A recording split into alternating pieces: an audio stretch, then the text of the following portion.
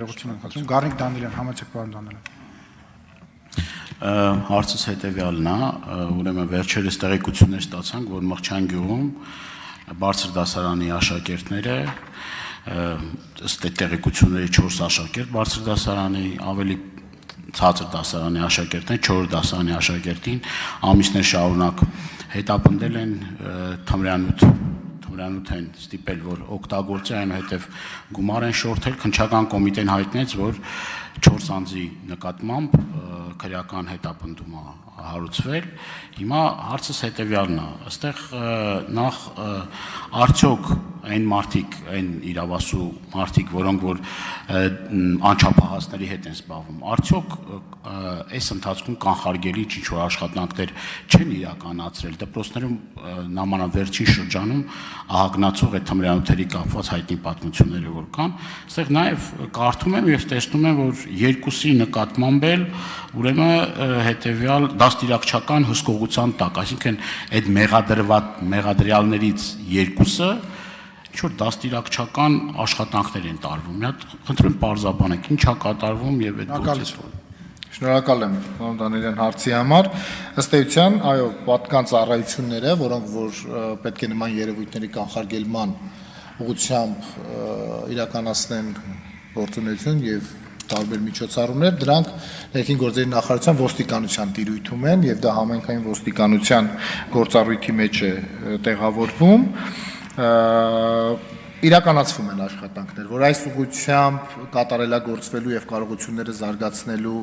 աշխատանքներ կան անելու, սա եւս ընդունում եմ, որ կան եւ այս ուղղությամբ ներքին գործերի նախարարությունը թե երկարաժամկետ, թե միջնաժամկետ կտրվածքով լուծումների հետևից է գնում, այդ թվում հստակ ռազմավարություններ ընդունելով եւ կանխարգելիչ միջոցառումներ նախատեսելով։ Ինչ վերաբերվում է ընտրված խափանման միջոցներին, ըստ էության սա ներքին գործերի նախարարության տիրույթից դուրս է եւ քննիչն է գնահատում եւ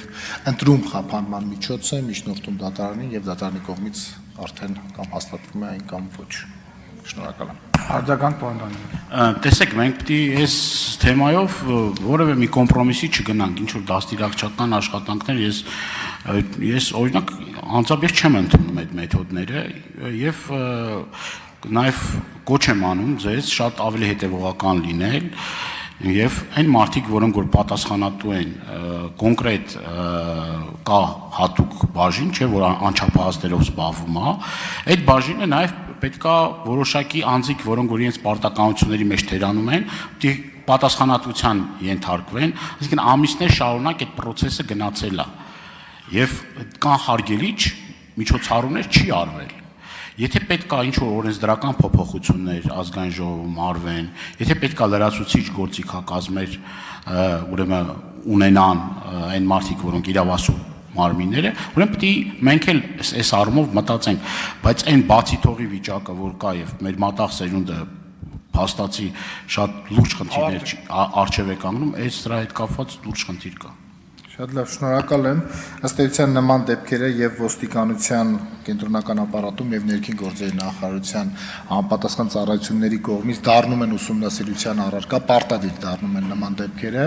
եւ առերևույթ խախտումներ հայտնաբերելու դեպքում նաեւ վարույթներ են նախաձեռնվում ըստ արդեն արարքի գնահատման։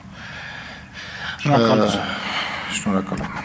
Զբաղեցրեք ձեր տեղը, հարակից զեկուցող պետաիրավական հարցերի մշտական հանձնաժողովի անդամ Դրդատ Սարգսյան, համեցեք պարոն Սարգսյան։